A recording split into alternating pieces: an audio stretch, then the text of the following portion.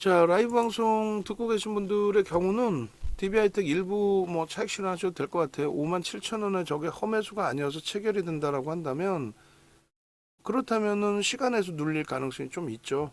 뭐 엄청난 이슈가 지금 불거져서의 흐름이라고 한다면 시간에도 더 들어 올릴 수는 있는데 공식적으로 문자는 안 나갑니다. 되눌리더라도 뭐 올려놓은 부분이 있으니까.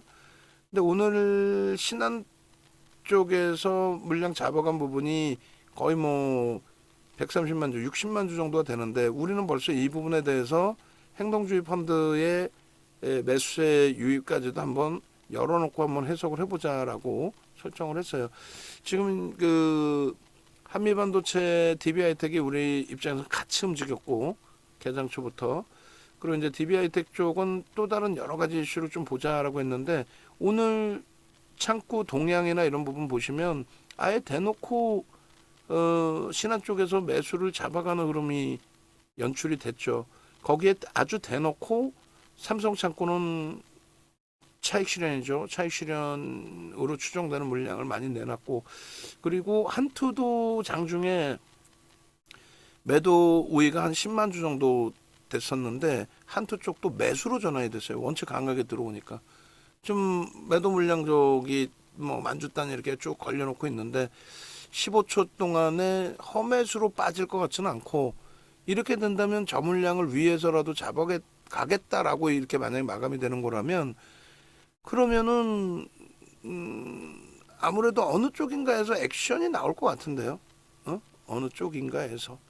그러니까 지금 이렇게 사는 거는 정상적인 기관 쪽이나 외국인 쪽에서 쇼커벌링 들어오거나 그냥 일반적인 지분을 편입하기 위해서 설정하는 흐름 같지는 않아요.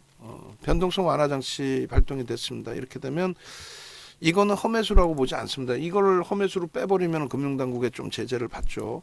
그리고 험해수가 아니어서 안 뺀다고 한다면 뭐 차익 실현 물량이 조금씩 출회된다 해도 56,000원 이상에서 마감될 가능성이 높아 보여요.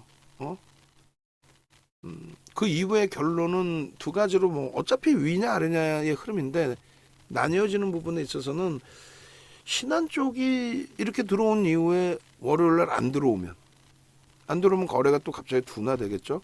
둔화되면서 주가가 눌림목이 좀 나올 수 있습니다.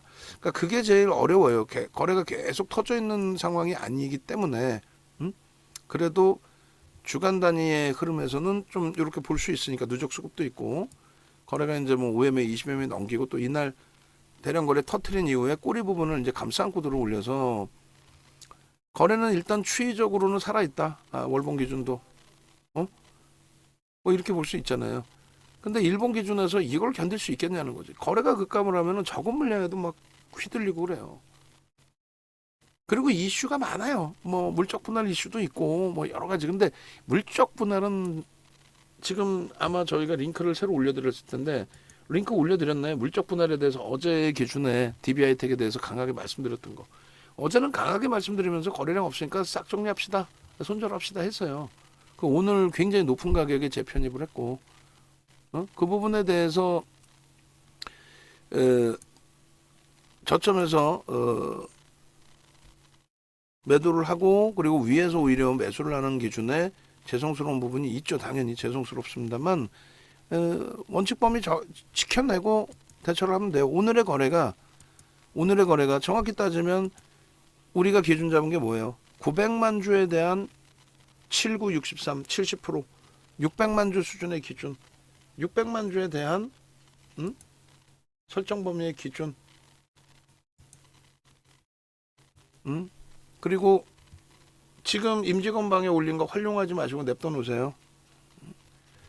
600만 주에 대한 그 70% 혹은 80% 그러니까 500만 주 정도만 형성이 돼도 500만 주 정도만 형성이 돼도 그렇다면은 거래가 수반되고 호가창도 이제 틈틈이 촉촉히 쌓이고 추세 강화의 흐름을 기대해 볼 수는 있습니다. 근데 뭐 하여간에 앞전 그 흐름에서 거래 급감을 하는 모습 또 급감을 했을 때 저렇게 40만 주 60만 주분이 안 실리는 모습 그것 때문에 이제 환급성에 대한 부담률을 좀 갖고 간 건데 어쨌든 결론적으로 이렇게 자, 일단은요, DB하이텍의 경우는 뭐 수급 범위의 흐름 추정치 부분에 기간 쪽이 어느 기간이냐라는 부분도 같이 보시자는 거예요. 장중에 추정치는 일단 투신 쪽에서의 추정치로 나왔는데 상품의 편입으로 봐야 되나 이렇게 되면 기타 법인이 19만 주 추정치가 나와 있는데 저건 뭐 나쁘지 않습니다. 그리고 4,440만 주짜리라는 걸 감안했을 때 그렇다면 그 부분의 흐름에 있어서도 0.5% 수준, 0.4%뭐 이렇게 되니까 긍정적으로. 그다음 프로그램이 이제 막판에 뭐 3만 주 정도 이렇게 뭐 한 3% 이상을 들어 올리고 끝나니까 꼬리 하나 없이 최고가로 끝난 거잖아요. 그러다 보니까 이제 막판에 프로그램이 일부 나가긴 했습니다만 뭐 기대됩니다. 일단은 그 DB하이텍의 경우는 다시금 강조를 드릴게요. 오히려 이제 가지고 계신 분들 입장에서는 왜 못 살겠구냐라는 생각을 하실 수 있는데 뭐 명확한 건 명확하게 말씀드려야죠. 우리가 2차 전지 들어갈 때 대박입니다, 실적 끝내줍니다 이러고 들어가지는 않잖아요. DB하이텍의 경우는 일단은 컨센서스는 낮아진 상태예요. 작년에 7,600억의 영업이익 대비해서 올해 4,500억 정도. 물론 증권사가 많이 참여하지 않았어요. 두 군데 정도에서 참여가 돼 있고 2월 15일, 3월 25일 정도의 기준입니다. 어찌됐든 그 DB하이텍의 실적 범위에 대해서 컨센서스 부분이 크게 상향된 게 없습니다. 지금 크게 상향된 게 없어요. 오히려 이제 하향되다가 조금 더 하향돼 있는 상태인데 이 영업이익이 무슨 소리야? 되게 좋아. 그럼 누가 되게 좋냐라고 얘기를 했냐는 거죠. 그냥 떠돌아다니는 얘기를 듣고 되게 좋아 그러면 그거는 문제가 심각하다는 거예요. 아, 내가 내부자 정보를 들었어. 그럼 불법입니다. 두 군데긴 하지만 어찌됐건 컨센서스 예상치가 나와 있는데 하향돼 있어요. 그런데 어닝 서프라이즈가 나왔다. 그럼 모르는 게 예상치 못했던 실적이 굉장히 크게 나왔다. 이 기준이 되잖아요. 어닝 서프라이즈가 나왔다는 거는. 그건 나와야 하는 거예요. 지금의 기준 추정치는 긍정적이진 않아요. 내년까지도. 결론적으로 이제 8인치에 대한 좀 아픔이라고 할 수도 있는데 어찌됐든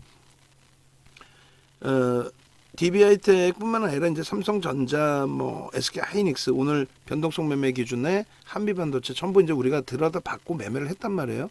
그리고 업황 자체를 반도체 업황을 바닥으로 인식을 우리가 찾겠다는 거예요. 바닥으로 잡고 들어 올리겠다는 거죠. 돌려지는 그 실적 개선폭으로 기대를 하겠다는 거예요. 근데 파운드리 시장에서 8인치에 대한 뭐 상대적인 우위, 그러니까 남들 다 12인치가 더 고마진이란 말이에요. 가장 최신. 그쪽으로 계속 넘어가고 그쪽으로 확장을 하고 있는데 8인치는 증설을 할 수도 없고 이제는 애매모호한 상황에 남아있는 쪽이기 때문에 8인치에서 꼭 찍어야 되는 상품을 뭐 많이 가지고 오는 거죠, DB하이텍이. 근데 그게 이제 뭐 이렇게 표현하면 안 되겠지만 심하게 표현하면 사양 사업이라고 해야 되나? 그러니까 조금 다에 특화되어 있는 거고 좋게 말하면. 하여간에 그래서 반도체 업황, 뭐 파운드리 시장 전체적으로 통틀어서 반도체 기준에 바닥을 다시고 놀린다라는 것은 인정을 해요. 그래서 우리도 하이닉스를 주력주로 가지고 있고 가지고 가고. 다만 실적이 하이닉스 대박입니다 이렇게 얘기할 수는 없잖아요. 하이닉스가 알고 보니까 1분기 실적 초대박으로 나올 거예요. 이건 뻥이지. 윤정도가 그걸 어떻게 확인해? 예? 시장 컨센서스가 하회되고 있는 상황이었다면. 내부자가 그러는데 그건 불법이라고. 그래서 결론은 DB하이텍을 지금 실적주로 보거나 저평가여서 들어간다. 이건 절대 아닙니다. 기존의 실적 범위가 계속 상향되고 있었고 상향될 것이다 라고 했을 때는 얘 실적주고요. 이렇게 실적 끝내주는데 왜 메이저들이 제한적으로 살까요? 부터 해서 여러 가지. 근데 지금은 일단 컨센서스가 꺾여져 버렸기 때문에 일단 실적주로서 저평가 상태로 인식을 잡지는 않습니다. 물론 PBR이 기술주 치고는 1.87이면 낮은 편이다라고 해석을 할 수 있지만 이 자체가 저평가라고 해석할 수는 없습니다. 그리고 가장 대표적으로 OCI를 보시게 되면 얘 설명하면 길죠. 왜 PER, PBR이 이렇게 낮은데도 불구하고 주가가 못 갈까? 메이저가 안 사죠. 이 실적에 대해서 정점의 인식을 잡고 인위적인 실적의 인식을 잡는단 말이에요. 정책에 의한. 그래 실적이 더 확장될 거다라고 해석하지는 않잖아요. 결론적으로 얘뿐만 아니라 뭐 HMM이나 우리가 다 들어갔던 종목이에요. 이런 종목을 해석할 때에도 야 이거 어마어마한 뭐 저평가야. 그 저평가의 인식을 잡아들이지 않고 있죠. 특히 2차 전지를 야 이거 끝내줍니다라고 절대 표현 안 하죠. 프리미엄이 너무너무 세다. 그 프리미엄이 센 과정 속에서 머니 게임을 진행한다. 그럼 우리는 철저히 기술적으로만 대처하겠다. 이런 식으로 기준을 잡아들이는 것처럼 DB하이텍 같은 경우는 일단은 첫 번째 펀더멘털적인 부분에 고평가라고 논하기는 싫습니다만 그렇다고 얘가 저평가에서 지금 막 매집으로 들어간다. 이건 아니라는 거예요. 그렇게 되면 차익 실현을 못해요. 못 빠져나온다고. 그럼 지금의 기준에 어제 손절해놓고 오늘 들어가는 이유는 뭐냐?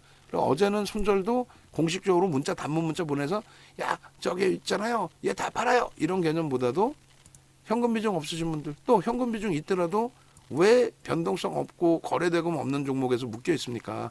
변동성 종목을 원하실 경우에 옮겨가십시오. 어차피 변동성 종목으로 따라붙었고 이날 전량 차익 실현했고 재편입하는 과정 속에서 낭패를 받고 다행히 이제 돌려놨는데 이 정도에서 못 잡아드리고 결국은 이 흐름 대비해서는 그렇다면 변동성이 나오는 쪽 뭐 2차 전지 또 레인보우 로보틱스 로봇 관련주 뭐 이런 쪽이었죠. 그렇게 정리를 했습니다. 그리고 상당 부분의 분들이 뭐 정리를 하셨을 거고 또 기존에 갖고 계시는 분들은 또 상당 부분 가지고 가셨을 텐데 결론은 오늘 재차 터졌을 때에 뭐 5분봉 보시면 빠르게 따라붙을 수도 있었겠지만은 미처 못 보고 있었어요. 순식간에 뭐 빵 치고 올렸고 그래 다행스러운 게 요자락에서라도 우리는 따라붙었죠. 빵 치고 올리고 눌리고 요자락에서라도 민망해서 또 죄송해서 어제 정리했는데 그런 게 어디 있어요. 거래대금 최상위로 올라와 있고 또 오늘 기준에 계속해서 올려드렸지만은 오늘 기준에 9시 7분부터 표출돼서 나왔잖아요. 9시 7분에 이렇게 나왔단 말이야. 이렇게 한미반도체 그 다음 9시 10분 DB하이텍 8.86 그죠? 근데 저거를 이제 차트로 보시면은 더 밑에서 나옵니다.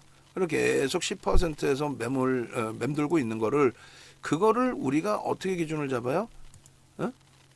수급 신한창고에서의 손바뀜의 수급 그리고 한토에서의 매도 지금은 이제 매수로 다시 돌려놨지만 삼성에서의 매도 또 프로그램의 8만 주 수준의 매도에서부터 프로그램의 10만 주 이상까지의 매수 그래서 5% 편입하러 들어갔다가 최대 10%로 늘렸고 신규 편입자 추가 편입할 수 있습니다. 늘려드렸고 한미반도체 6%에서부터 25%까지 그리고 오늘 DB하이텍 한미반도체는 차익 실현했죠. 꺾여져 내려가서 그러니까 DB하이텍은 꺾여서 1.5% 이상 밀렸지만 3% 범위 거기에 뭐 20만 주의 또 매수 잔량이 쌓여 있었고 어찌됐건 차익 실현 안 하고 가지고 가는 전략 기준의 종목으로 설정을 한 거죠.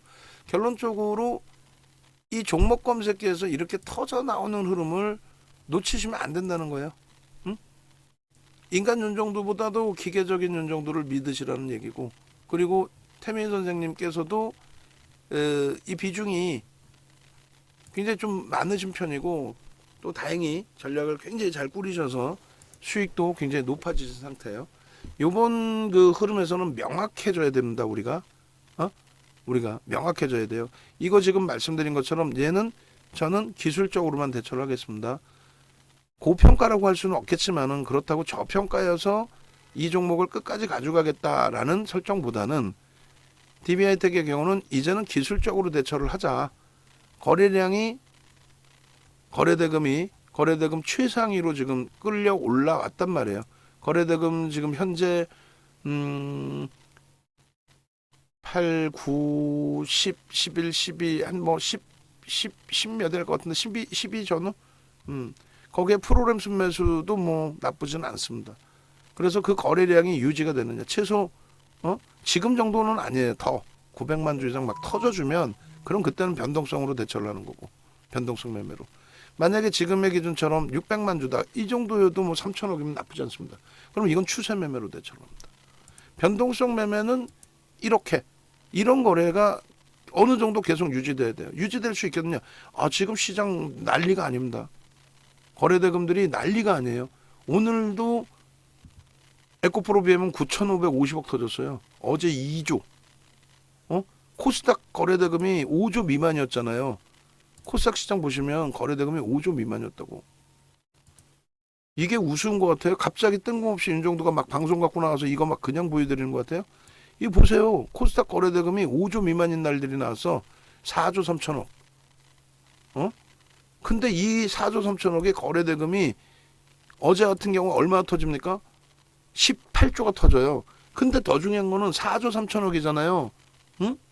어제 1월 2일 날 거래대금이 4조 3천억인데 어제 지금 여기 지금 안 넣어놨구나. 어제 기준에서 거래대금 1위가 에코프로 BM이 여기 있네요. 거래대금 상위 에코프로가 이거 15일이고 어제 거 어디서 어제 거 있으면 좀 주시면 고맙겠어요. 없으면 제가 구두로적으로 설명을 해드릴게. 어제 거래대금 1위가 2조예요. 2조 에코프로 BM. 에코프로 BM. 그리고 어제 거래대금 2위가 에코프로 1조를 넘깁니다. 금양도 1조를 넘깁니다. 세 종목이 4조를 넘깁니다. 그렇지. 이렇게 줘. 앞으로 PPT 넣어주는 게 아니라 다운받아야 되니까 이렇게 줘야 그냥 클릭해서 바로 보지. 그리고 항상 원고 넣고 난 다음에 제 거에다가 이거 거래대금 보내준 거 같이 해주세요. 에코프로 BM 2조 2천억, 1조 2천억, 1조 얼마예요? 4조 4천억이에요. 그러면 12월부터 1월까지 코스닥 거래대금 이거 굉장히 중요한 내용이에요. 이거 어디서 이런 얘기를 들어볼 거야? 방송 여러분들이 아무리 돌려봐야 이런 얘기 해주는 사람 있어요? 알아야 해주지. 알아야 농담해라. 알아야 뭘 해주지. 정확히 26일부터 거래가 막 8조씩 터진 거야. 이게 뭔데? 유가증권 시장이긴 하지만 포스코 케미칼이 하루에 14%씩 2차 전지 폭등 나올 때.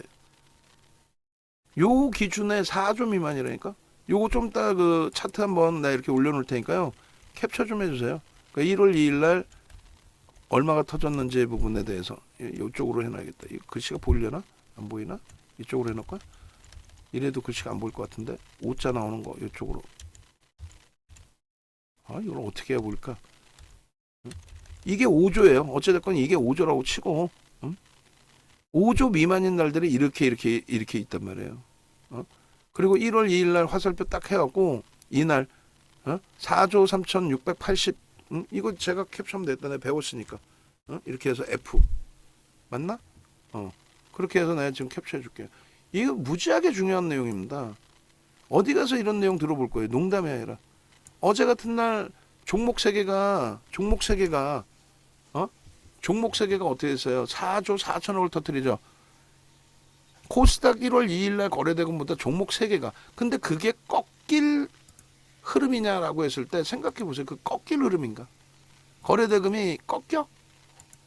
저렇게 터진 게 추세적으로 계속 터진 게 제가 볼 때는 안 꺾여요. 그리고 그게 급격히 꺾이지 않아요.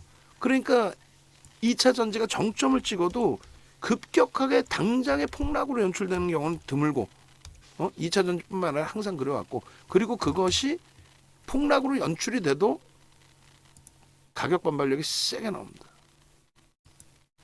세게 나오고 다시 꺾이고 세게 나오고. 왜? 지금 에코프로 BM에 하루에 2조씩 참여를 했잖아요. 그 2조 참여한 게 개인들이 아니야. 에코프로 BM 2조 참여한 건 볼까요? 에코프로 BM의 2조의 참여 기준에 이거를 여러분들이 보실 때 자꾸 개인이 많이 떠났는데 오늘도 개인이 무지하게 떠났는데 주가는 계속 간다. 어떻게 이렇게 될 수가 있느냐 막 그런 생각 하신단 말이에요. 80만 주 떠나도 19% 올라오고 손바뀜 매수급도 보셔야 돼요. 그리고 매도와 매수의 기준을 보시면 어느 쪽이든 상관없어요. 예를 들어서 이렇게 19% 올라온 날 600만 주 터졌잖아요. 800만 주. 800만 주에 160만 주 수준이 외군 기관입니다. 무슨 얘기냐면 20%가 외군 기관입니다. 참여도의 20%가. 근데 뭐 오늘 우리 계속 그 체킹된 MDS 테크인가요? 얘 한번 보세요. 거래의 기준에서 외국인 기관의 관여도 오늘 같은 경우에 1억 7천만 주 터졌죠. 외국인 기관 관여도가 10%도 안 돼요. 관여도가 이들이 그냥 세게 한 방씩 위로 빵빵. 오늘 프로그램 매수 뭐 600만 주 막 들어왔어. 외국인들 뭐 순매수 말고 매수 기준으로 1200만 주를 때려 올려줘서 전체 거래량의 10%가 안 돼. 방향성 일부 딱 주고 나면은 개인들이 흥분하고 시스템 매매, 알고리즘 매매에서 돌린 거지. 잘 생각하셔야 돼. 에코프로 BM이 900만 주 터진 날의 기준에서도 3월 23일 날 900만 주 터진 기준에 어찌됐건 전일 대비 10% 올랐잖아요. 외국 기관이 220만 주예요. 22%, 23%, 24%의 비중을 갖고 있다는 거예요. 이해되세요? 그러면 지금 거래대금 2조씩 터트려 놨는데 그 2조씩 터트려 놓은 거에 대해서 개인들의 수급 범위도 있지만은 외국인 기관 메이저의 수급 범위가 굉장히 많다라는 거죠. 그 메이저의 수급 범위가 당장에 곤두박질 쳐서 급락으로 여춘세고 그게 불가능하다는 거예요. 거래가 이렇게 막 터져 있으면. 예전에 여러분들이 시젠, SK바이오사이언스 보신 것처럼 시젠, SK바이오사이언스 위메이드 어떻게 돼요? 위메이드의 8천억에서 7조 올라갈 때 외국인 기관의 참여도가 얼마나 높았냐고. 굉장히 높습니다. 그러니까 일봉 땡겨서 놓고 보시고 요 기준에서도 예를 들면은 이렇게 내려오면 급격하죠. 아주 막 굉장히 두들겨 맞은 거지만 결국은 또 반등을 일정 부분 기술적으로 준단 말이에요. 그리고 뭐 시즌의 기준에서도 우리가 낭패를 봤었죠. 맨 마지막엔. 근데 결국은 반등이 나올 때 요꼬리에서 진짜 잘 빠져나왔어. 빠져나오고 그러고 나서 이제 거래 완전히 죽어 있는데 쫓아붙었던 사람들은 죽죠. 근데 쉽게 끝나지는 않는다는 얘기예요. 쉽게. 관여도가 있기 때문에. SK바이오사이언스도 마찬가지예요. 보름 만에 더블을 내주고 하루에 거래대금 4조씩 터주고 그렇게 됐는데 꺾여? 만에 하나라도 이렇게 꺾이더라도 가격 반발력을 주고 무너진단 말이에요. 마지막 청소가 끝나야 된다. 그러니까 어찌됐든 지금의 기준에서는 시장이 굉장한 위치에 놓여져 있다. 그러니까 거래대금만 터지면 뭐 막말로 대박이다. 그 기준점에서 DB하이텍의 경우도 그렇다면 해석 범위를 2차 전지가 계속 뭐 강하리라라고 생각을 해요. 순환성으로 뭐 돌면서 뭐 RNF가 움직이든 LNF가 움직이든 우리가 원하는 포스코 케미칼이 움직이든 지금 오늘 보세요. 200만 주야. 프로그램에서 매수가 안 들어오더라도 상관없다. 이거 200만 주예요. 저 200만 주의 수급 범위가 누구냐는 거지. 어느 쪽이냐는 거지. 이 이슈가 물적 분할의 이슈예요? 아니지. 물적 분할의 이슈로 따진다면 물적 분할의 기준에서는 매수의 기준. 사모펀드 들어왔네. 어제 정리한 부분에 대한 부분은 죄송스럽지만 사모펀드 들어왔네. 100만 주. 뭘까요 저거? 저거 이제 보도자료 나오든지 하겠죠. 저거 뭘까요? 사모펀드. 조심스럽게 행동주의 펀드에서 강성부든 아니면 알라인이든 그쪽에서 들어올 가능성이 있다라는 보도자료를 올려드렸고 그리고 나서 실질적으로 매매 사인에 문자 사인을 잡아드릴 때 여러분들께 그 내용을 추가적으로 매수 사인에 넣어드렸고 DB하이텍 뭐라고 써있어요? 행동주의 펀드 유입설 관심. 오늘 들어오는 저 모양새가 그런 식으로 들어오고 있습니다. 지금 지분 해봐야 뭐 2%이긴 하지만 2%가 어디서 명함 내밀어? 더 사야지. 예? 그걸 기준 잡는 거예요. 응? 이해되세요? 저평가에서 들어가는 그 기준이 아니다. 오늘 하루에 지금 5%를 산 거예요. 5%를 산 거는 투신이나 사모펀드 기준도 잡히고 외국인도 잡히고 하는데 그 공매도 대차 쇼 커버링 부분은 다소 제한적일 것 같아요. 외국인 순매수 기준이 제한적이니까. 정리합시다 다시. 얘는 뭐 아주 크게 또 흥분할 필요는 없지만 결론적으로 DB하이텍의 경우는 접근하는 그 기준이 저평가에서는 아니다. 고평가는 아니다 할지라도 저평가에서 야 얘를 중기적으로 봅시다. 이건 아닙니다. 바뀌었어요. 전략이. 두 번째 기준은 거래가 터져 있기 때문에 거래 터진 부분의 추세 매매의 기준을 잡겠습니다 했는데 그 거래 터진 부분이 터지고 밋밋하고 터지고 밋밋했는데 이번에는 글쎄요. 만약에 이번에도 터지고 강성부가 들어왔든 뭐가 들어왔든 터지고 밋밋하면 그냥 나와야 돼요. 농담이 아니라. 나와야 돼요. 한진칼 같은 경우에 어떻게 했었어요? 결국은 이슈 불거지고 난 이후에 어느 한 일정 범위 이후의 수준에서는 급격하게 조정을 받죠. 뭐 델타 항공이 들어왔든 말든 거래 급락을 했죠. 거래 급감을 했잖아요. 우리 어떻게 했어요? 전량 매도했지. 마지막 물량 못 내친 거는 여기서 다 정리 끝냈잖아요. 끝. 거래 없는데 뭐 이슈 끝났잖아. 끝. 결론적으로 DB하이텍도 그들이 들어와서 당연히 거래가 계속 실릴 수 있겠죠. 왜 이슈가 있으니까. 근데 그렇지 못하다. SM처럼 그냥 뭐 거래도 없고 밋밋하다. 거래 터진 날만 좀 바짝 움직인다. SM 그랬잖아요. SM이 온라인 들어와 있었잖아요.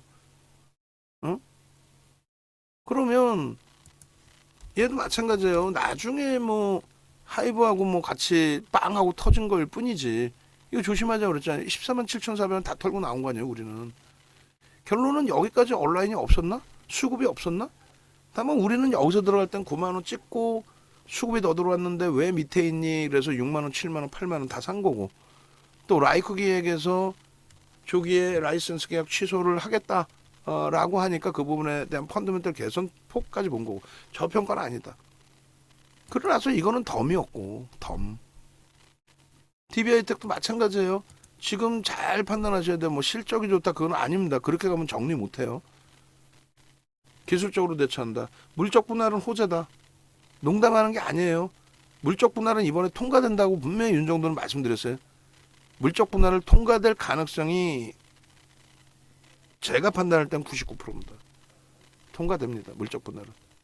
그렇게 되고 물적 분할은 호재입니다. 그 호재라는 거는 지금 당장 주가에 막 주가가 빵빵빵 치고 올라갑니다. 이거 아니라고 그랬잖아요.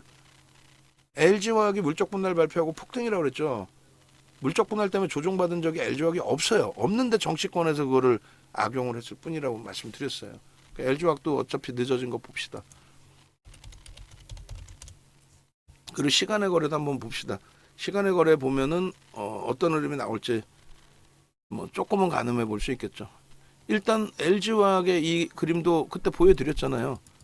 그 영상 좀 한번 다 보세요. DB하이텍 어저께 영상 다 뿌려주셔도 돼요. 어제 영상 좀 한 번씩 뿌려주세요. 잠깐 나고 멈춰 계실 필요 없이 한미반도체나 이런 거 다 뿌려주셔도 돼요. LG화학의 7월 말 주주총회가 IR 할 때 실적 발표 이후에 IR을 할 때 7월 말에 이때 물적 분할 발표한 거예요. 그리고 물적 분할 발표했는데 주가 폭등한 게 아니고 2차 전지 사업이 연 단위로 처음으로 흑자 전환이 되는 시점이었단 말이에요. 그러니까 LG화학도 굉장히 자신 있게 2차 전지 사업을 얘기를 하고 그리고 결국은 연 단위 흑자 전환이 되니까 물적 분할을 할 수 있게 됐죠. 그 전에 2000년도 들어서면서부터 90년대부터 진행했던 2차 전지 사업을 2000년 이후부터 계속 물적 분할하고 싶은데 못한 거죠. 적자니까 IPO가 제대로 될 수가 없단 말이에요. 적자인데 누가 거기다 돈 넣어. 자칫 잘못하면 돈 넣는 쪽은 배임으로 나중에 문제가 될 수가 있는데. 결론적으로 LG화학에서 벌은 돈 다 때리는 거예요. 여기다가 막말로. 그러다가 결국은 그때부터 악을 쓰고 뭐라 했어야지. 소액주주들이 왜 돈 버는 거 배당 안 하고 다 때려 붙냐고. 거기다가 하나그룹처럼 하나솔루션 그냥 태양광에 다 때려 붙잖아. 경영권 승계 작업하려고. 안 된다고. 결론은요. 그렇게 하고 나서 물적 분할 발표하고 나서 성장성 얘기 불거지고 나서 이렇게 올라간 거예요.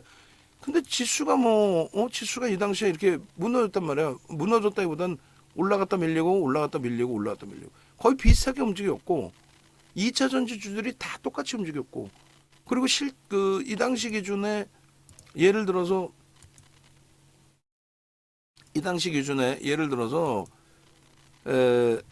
2차 전지가 다 똑같이 움직이는 상태에서 리콜이 2개가 있었어요. 근데 이때 하루의 움직임 폭이 얼마냐면요. 14% 미친 거죠. 막 진짜 11% 오버슈팅 장난 아니게 나온 거지. 수급도 꼬여지는 것처럼 보여지는데 14%, 11% 우리가 이 수익을 놓쳤냐고. 다 먹었어. 그런데 이때 보세요. 조정이 얼마나 나오나. 5%, 9%뿐이 안 돼. 종가 기준으로 6%. 왜 하루에 14%씩 빠지든가 하한가를 가야지. 갑자기 어느 날 뜬금없이 물적 분할이 악재래. 분명히 여기서부터 물적 분할 얘기를 해서 이 폭등이 나왔고 그 이전에 중간중간에 계속 연도별로 물적 분할 얘기는 계속 나왔어요. 그때 이런 주가 변동성 없었어요. 이거는 물적 분할 얘기할 정도로 2차 전지의 시장이 굉장히 또 2차 전지 부분에 있어서의 실적이 굉장히 긍정적으로 나오는 위치구나 이거고, 요건 뭐냐면 이사의 결의입니다. 이사에서 물적 분할 결의를 한 거예요. 악재라고요? 악재면은 이게 하한가 나와야지. 아니면 14%, 11% 밀려야지. 60만 원이 여기거든요. 60만 원을 깬 적이 없어. 물적 분할 얘기 나오고 60만 원 이상 67만 8천 원까지 갔다가 78만 5천 원까지 갔네. 참나. 60만 원 밑에서 물적 분할 얘기 60만 원 밑에서 하고 78만 5천 원 갔다고. 그리고 나서 이때 결의를 한 거고, 이때 발표를 한 거고, 이때 이사에 결의한 거고, 이때가 임시주총이에요. 임시주총 때 외국기관 다 반대해야지. 외국인 바보야? 외국인이 바보야? 외국인들이 이거 우리 물적 분할하게 좀 도와줘. 그렇게 하면 그냥 도와주는 거예요? 외국인이 바보입니까? 다 찬성을 했으니까 된 거 아니에요. 그리고 나서 60만 원 이탈된 게 이게 마지막으로 60만 원 이탈된 거야. 여기서부터 얼마가요? 105만 원 갑니다. 105만 원. 그럼 물적 분할이라는 악재 자체는 없었다는 거고, 결론적으로 그날 이후에 수급은 미친 듯이 들어온 거고, 그리고 실질적으로 주가 밀린 거는 시장이 밀리니까 밀리지. 얘도 어떻게 할 건데. 물적 분할 때문에 밀려요? 아니야.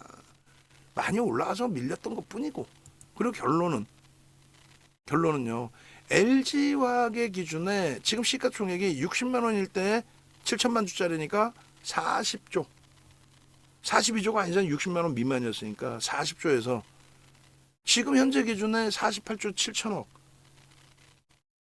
얘가 최근 고점을 찍을 때 50조 넘겼고, LG에너솔루션 150조 수준이라고 해버리면 200조예요. 40조짜리가 200조가 됐어. 그 LG에너솔루션의 지분의 81.84%가 얘 거예요.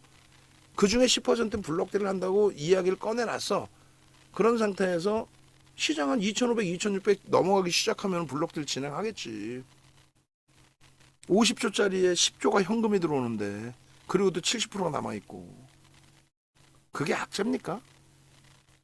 그렇다고 해서 그게 물적 분할 나왔다고 바로 막 폭등이 나와요?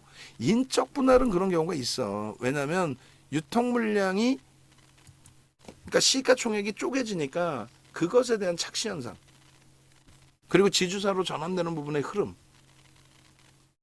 하여간에 어찌됐건 결론적으로 하루에 5%의 물량이 들어왔다?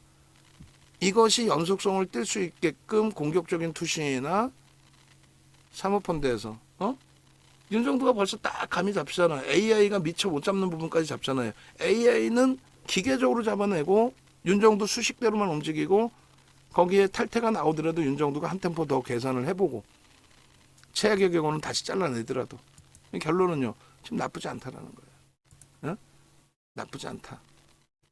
이것도 주말 내내 행동주의 펀드 어디서 들어왔지부터 해서, 그럼 쇼커벌링도 나올 수 있고. 근데 거래가 시간에서 이렇게 형성되면 안 돼요. 요거는 뭐 시간에 그럼 기대할 수는 없는 거고, 시간에서 밋밋하다고 월요일날 못 가, 그것도 아니야. 이렇게 들어오려는데 유통 물량이 한 방에 5%가 없어지니까 결국은 뭐다? 뭐긴 뭐야. 유통 물량 없으면 가벼워지는 거지. 거기에 쇼커버링 들어오거나 그렇게 진행이 되면 어떻게 될까요? 가벼워지는 거죠. 거래가 터져주는 거죠. 매물에 대한 개념 없다 그랬죠. 이게 무슨 매물이 있어 얘가. 음봉이 떨어졌으니까 거래량이 없는데 무슨 개뿔이나. 그리고 메이저의 관여도가 높다 그랬죠. 얼마 전에 900만 주 터질 때에도 외국인이 샀든 기관이 샀든 팔았든 이 900만 주 터질 때의 기준에 흐름을 보시면 이게 2%뿐이 안 되거든요, 사실. 근데 메이저 관여도가 매수의 기준에서 놓고 보시면 260만 주, 270만 주입니다. 거의 30%예요. 오늘 미래나노텍 같은 경우에 메이저의 관여도가 높나 얘가? 200만 주죠. 그럼 얼마? 그나마 10% 조금 더 되네. 12%. 그나마도 뭐 시가총액이 이제 1조를 넘겼잖아. 미래나노텍 1조를 넘겼잖아요. 그러니까 그 기준에 이 정도 되는 거예요. 와, 얘 어느새 3만 원이 왔어? 응? 야, 어느새 3만 원이 왔네. 이제 1조 넘었으니까 얘도 이제 또 볼 수 있습니다. 변동성 매매 왜 못해? 응? 변동성 매매. 꿈비 같은 애들이 꿈비 시가총액 얼마야? 2,600억이죠. 얘 지금 거래량 800만 주에 외국인 기관 해봐야 10%가 안 돼요. 900만 주 터질 때, 응? 900만 주 터질 때, 1000만 주 터질 때, 오 이때는 많이 터졌네. 응? 많이 터진 건가? 아니네. 착각을 했네. 30만 주면 3%뿐이 안 돼. 점유율이. 700만 주 터질 때 40만 주 이때는 조금 많이 터진 건가 그죠? 아니요 10%면 70만 주 10%도 안 되네. 안 된다니까요. 소형주 잡주에서는 관여도가 제한적이에요. 응? 당연히 대형주들 관여도가 높기 때문에 결론적으로 급격하게 2차 전지 쪽 설명하는 거에 급격하게 조정을 받을 가능성이 제한적이고 두 번째 기준에 DB하이텍의 경우 관여도가 높아지는 과정에서 거래가 제대로 터져주기 시작하면 DB 시간에 험해수 들어와요. 이 녀석들이 굳이 그리고 이제 그게 험해수가 아닐 수도 있지 뭐 갑자기 시간에서 뭐 행동주의 펀드 들어왔다 그러면서 뭐 그렇게 될 수도 있고 누가 그냥 확 그저 들어왔다 뺐네. 그러니까 예쁜 공주님이 하신 거 아냐? 혹시 한 만주 넣어가지고 응? 그래서 차분하게만 대처합시다. 이 정도의 수급이라면 이제 뭐 손절을 우려할 필요는 없어요. 또 강조드립니다. 어제랑 똑같아요. 거래 급감하면 무조건 어떤 이유에서든 거래 급감하면 뺍니다. 아시겠죠? 오늘도 원칙을 조금은 사실 훼손을 시켰잖아요. 조금이 아니라 1.5% 밀리면 정리해야 되는 게 맞잖아요. 근데 그나마 그 원칙을 어찌됐건 잠깐 훼손시키더라도 한미반도체에선 차익 신호를 명확히 했고 그리고 이러한 부분에 자신감을 여러분들께 드렸고 아까 종목 검색기 터져 나오는 부분 그리고 그 부분이 이렇게 차익 실현의 범위로 정확하게 검색기에서도 표출이 된다. 신호가 나온다. 모바일 버전에서도 매수 사인 나왔다가 없어지면 그러면 그거는 차익 실현이다. 명확한 거잖아요. 그죠? 그렇게 기준을 잡으시면 됩니다. 그렇게 하셔서 오늘부터요. 오늘 이제 디자인 나올지는 모르겠는데 그 팝업 문구나 내용에서 또 저도 올려놓을 겁니다. 뭐냐면 강연회 부분입니다. 강연회 부분 여러분들이 실질적으로 느끼실 수 있어야 돼요. 그리고 이번 강연회에서 포트폴리오 구성을 해드린다고 그랬어요. 그리고 개별적으로 매매 사인을 잡아드릴 수는 없지만 여러분들이 종목 검색기를 활용하시는 방법을 기준을 잡아드린다고 말씀드렸습니다. 그래서 참여를 못 하시는 두 분이 계시는데 그 두 분께는 원격으로라도 우리가 모바일 종목 검색기 활용하실 수 있게끔 다 교육을 해드리고 특히 자동매매에 대해서 이렇게 신호가 나오면 여러분들이 매도를 정확히 잡아놨다면 등락률 저 범위에서 다 차익 실현이 됐을 거 아니에요. 근데 인간 윤정도는 에코프로비엠 매도 사인을 25만 5천 원에 잡아드린다 해놓고 레인보우 로보스틱스에 흥분해가지고 그냥 문자 매도를 못 보내드렸잖아. 라이브 방송에서 몇 번 들으셨으니까 차익 실현 하신 분들도 계실 수 있을 거고. 그럼 기계적으로 신호 나오면 또 신호가 안 나오더라도 여러분들이 자동매매 수식 넣어서 차익 실현 하시면 되잖아. 그거는 정해드릴 수 있다고. 매수의 신호는 그 매수의 자동매매는 못 잡아드리는데 편입한 물량에 대한 차익 실현에 대한 자동매매 교육은 해드릴 거예요. 이번에. 아시겠죠? 그렇게 하시고 그리고 지금 한 분 또 추가적으로 가입을 하셨기 때문에 이제 자리가 자녀가 한 명 남으셨어요. 일단은 요 디자인 수정하기보다는 아까 말씀드린 디자인부터 하자고요. 한 명 남았으니까, 한 분 남으셨으니까 빨리 신청하셔서 함께 하십시오. 그리고 요 부분을요, 1조 미만을 뺍시다. 그냥 우리가 지금 1조 하는 방이 아니잖아요. 그죠? 그래서 1조 이상하고, 요 부분은 그냥 1조 이상, VVIP는 1조 이상으로 하고, 그리고 이제 여기는, 그 지난번에 만들어 놓은 디자인 있잖아요. 올 1월부터 해서 누적 상위, 누적 상위 수익 1조 이상짜리 종목에서 그 기준으로 설정을 하면 되겠어요.